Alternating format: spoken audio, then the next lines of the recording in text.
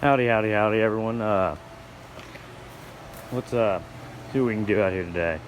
Actually, what I was thinking about doing was trying to get this quad here up and running. It broke a couple years ago. It's just been in here in the way. So let's get it cleaned up here and see what we can do about that. In the midst of cleaning all of this off, I forgot I have an F-150 drive shaft here, so there's that.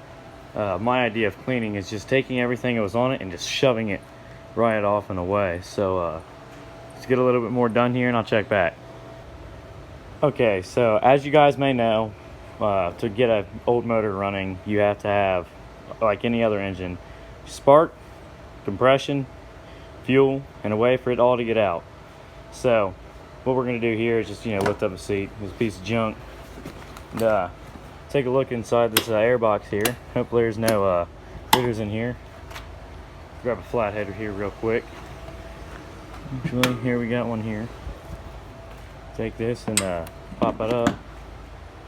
Yeah, I don't know what's going to be in there, so it looks pretty dirty, so I'm going to get that out of there. Okay, so basically I took the bolt out that was here, the little flat or Phillips head screw, bolt, whatever you want to call it, and this piece just slid right out, which is like a metal screen, which is supposed to be like this whole boot, air filter setup. And yeah, it came right out, and obviously it needs replaced. So before you start up a motor, what you want to do is make sure it's clean air, especially when a motor's been sitting. It could be locked up, and you just don't want to be sucking any other thing. So I'm going to try and clean this up real quick. Okay, so what I did not clean it out yet, but I'm just going to do like a PSA.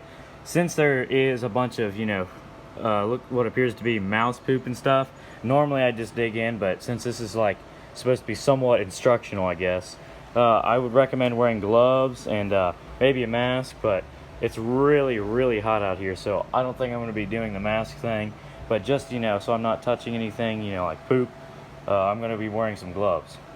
Alright, so I'm going to get all this cleaned up here, and then we'll start looking at fuel system. Okay, so this is clean enough for my standards, I guess, but it should definitely be cleaner than that if you're actually going to be, trying to build something. That way it's completely clean and there's nothing that could go wrong. This is just to see what we're working with here and get it running. Now, as you might be able to tell, this thing is covered in dirt, right? So that would normally mean a dirt floor barn. It's been sitting here for obviously a while. So to get spark in a gasoline engine, especially a quad, you're gonna have some sort of way to start it, and that's what's gonna get everything moving.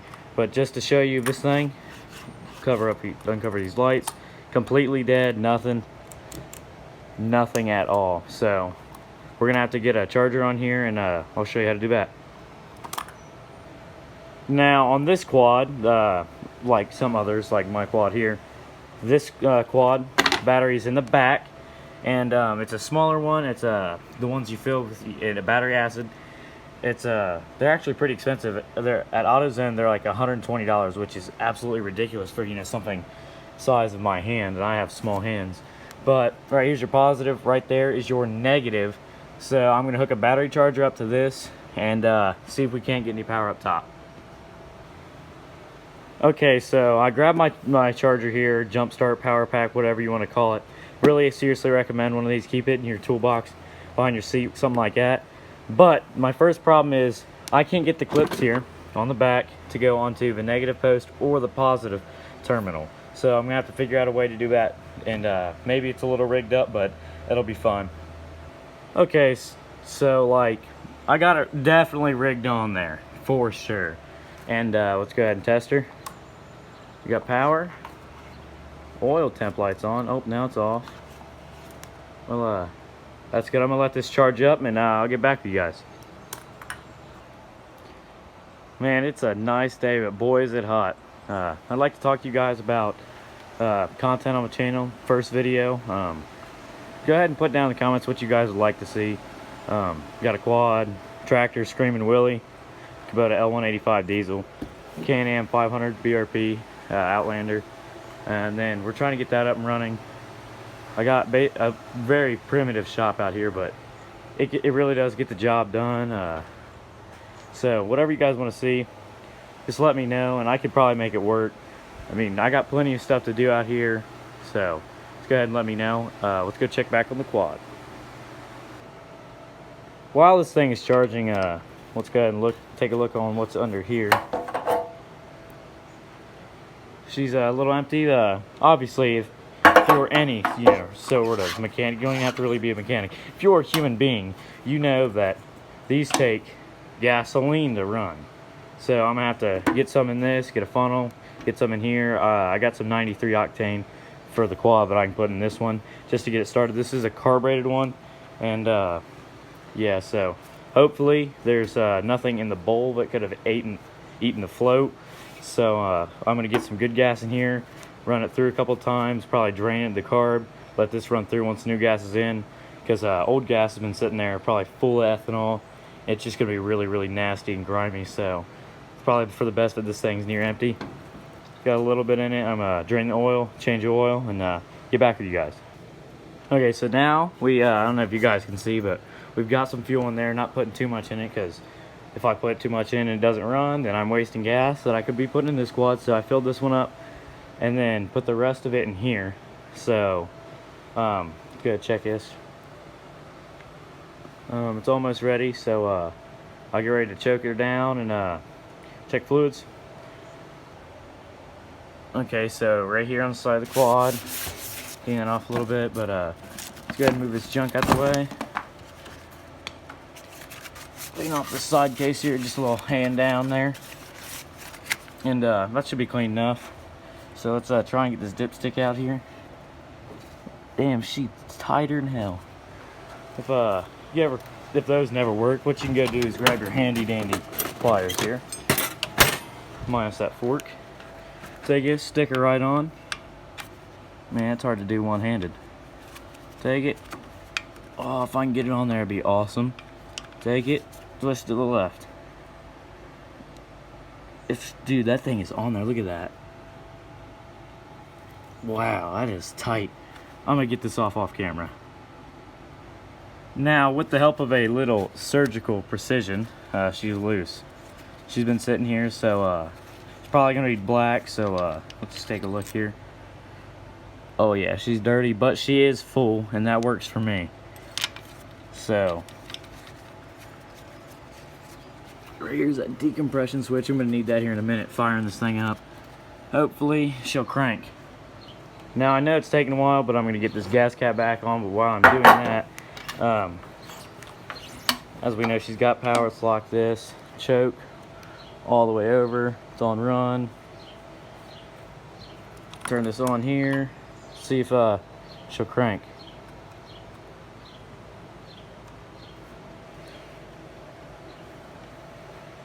See if we can get a better ground here.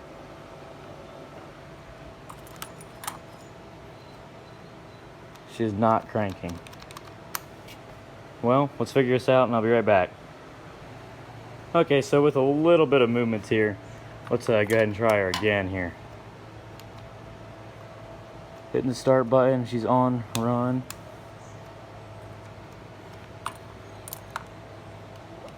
See why she ain't doing it, boys.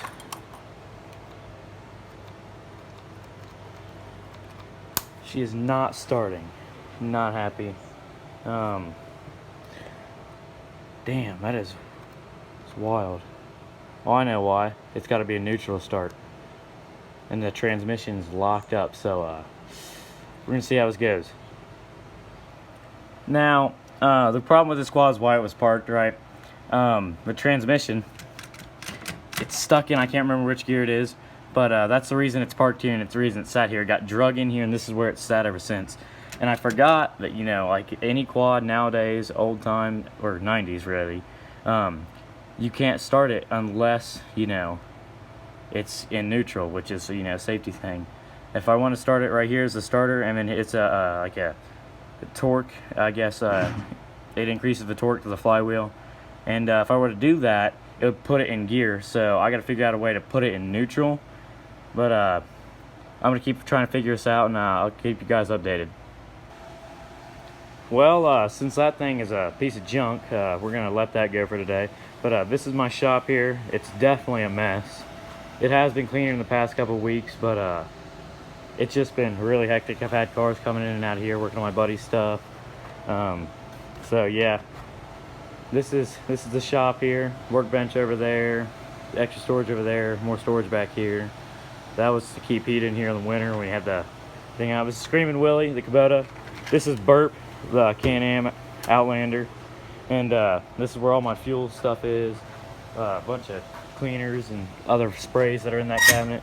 Oxyacetylene torches. More storage over here. Go-kart I broke. 383 stroker.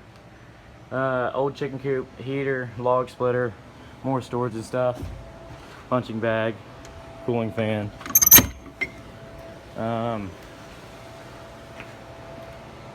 This stuff everywhere. All my sprays and stuff are in here. Not really all of them there. It's all a mess. Extra parts up here. Torn apart street bike. Active tractor. Air compressor for out here. Wood you can lay under cars with. Car ramps. Road close signs, cones. Pond. Over here's our dirt bike track. It's a 1/4 mile long, but it gets the job done. That's really about it out here in the shop. So thanks for watching, and I'll see you guys later.